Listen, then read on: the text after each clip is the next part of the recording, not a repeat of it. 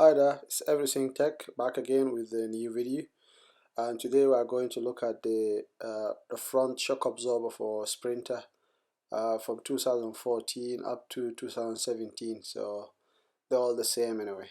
So we will have a look at the part that we need and the shock absorber, the actual picture of the shock absorber, so you could order the right one as well. As you can see in this slide, it's the part number of the front shock absorber for Sprinter 2014 up to 2017. So it should be A906-320-1533. So if you got like 2018, I have no idea if they use the same part. So you'd have to double check to get the right shock absorber. So now let's move on to the what tools that we use to dismantle or take the old one and fit the new one. It is very straightforward thing. It's very simple. It's not that complicated at all. The tool that we are going to use, as you can see in this slide, that very straightforward and simple. So we would have to have like the 19 socket just to take the wheel off, and then the 21 socket to take the brake caliper off as well. And as you can see here, you could easily think, why on earth this guy is going to use the fork and the bread knife for. Later on you will see the reason that they are here for. You might need the flat head screwdriver as well. As you can see here, that's the shock absorber, the front shock absorber, and obviously you need the stand as well, the jack stand to lift the jack, to lift the van, and then hold it with that stand, just for health and safety. And obviously you need for health and safety purpose, you need the gloves as well. Now let's move on and start doing the job. Obviously you have to take the cover, the wheel cover off, and then by using the 19 socket just to take the wheel off. As you can see here, I may just try to undo the wheel nut just to take the wheel off. Now, as we all know, for health and safety purposes, you would have to make sure that the jack is stand to some place, and the jack as well, lifting the van, and then put the jack stand where like stable and safe before you get on do the job. And the most important thing, or the first thing that I will normally or usually like do, is I tend to mark where the brake caliper, what I mean, the edge. As you can see me here, I'm using that hook, just try to mark the brake caliper. So when I installed brand new one, so I just like fit it in the same way the old one is being fitted. So at least, because this one will help you out to avoid any kind of imbalance, or you don't need to do the readjustment or wheel balance later on if you do it the right way, or if you fit it like same as the old one used to be. So that's quite important. So you need to do that one before you carry on and try to taking the stuff apart.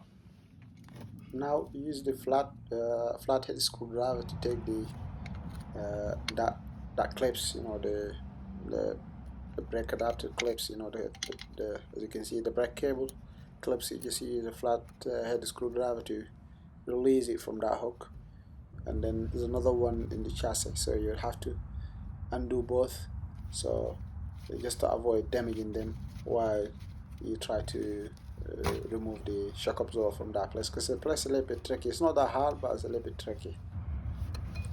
After you've done that, now you could go and move on to the next part, which is the brake caliper. So you need the brake caliper, as you can see in this slide. As you can see here, got two bolts, one on the top, one on the bottom, as you can see. You need 21 mil socket to take both of them off. You just undo them, don't take them off, undo them first, and then move into the van to take the 13 mil, and then after that you could take them off. Now we came into the interesting part, and you probably thought about that fork.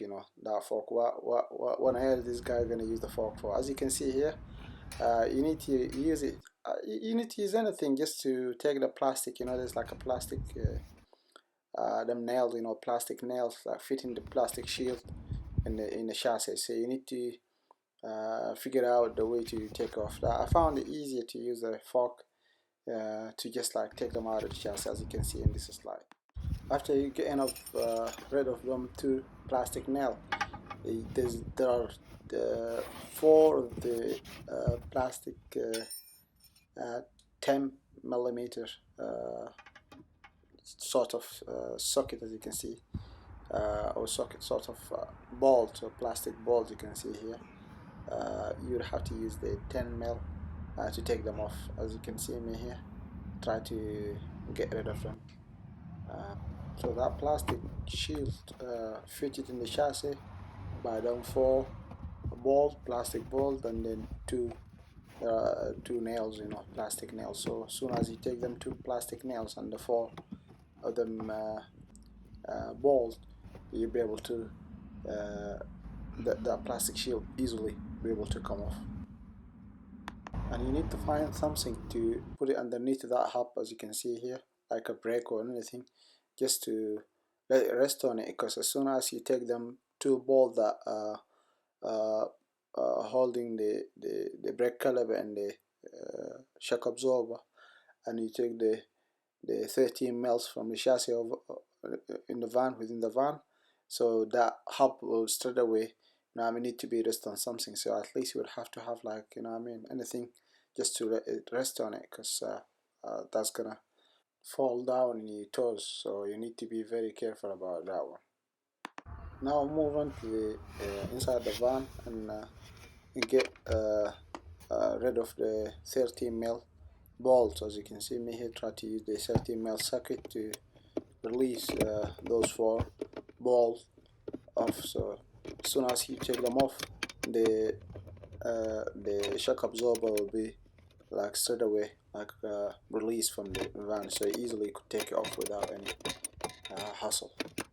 As you can see here, those four bolts are off now, and it's free, as you can see, very free. But the thing is, very hard to record the camera with one hand and then try to take it off with the other hand. That's why I'm struggling, as you can see me here.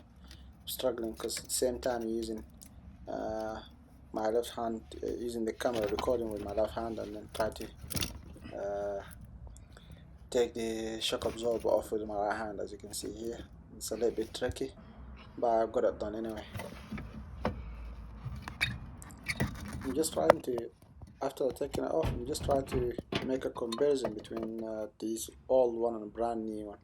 It's very stiff, the old one is like very stiff, that's knuckles, because this van is expensive. It's got like 260k, you wouldn't believe it.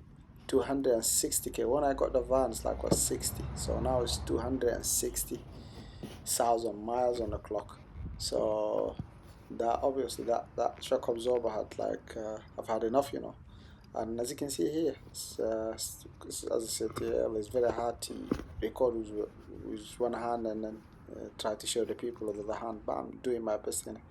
So the brand new one is like moving down smoothly without any problem, but the old one is very stiff. Even it's very hard to, it barely move down. But the brand new, as you can see in this slide, it's like work fine without any problem.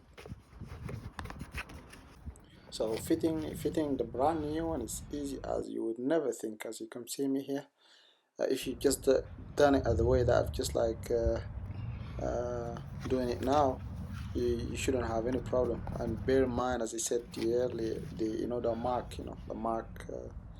So at least has to be where the old one was, so just to avoid any kind of imbalance after you fitting it. And the rest is just like reverse back process. So you just put everything back as you just take off, so you put this brake lines in the hook, as you can see me here doing it, and the rest of it is just like reverse, so reverse process is not that hard at all.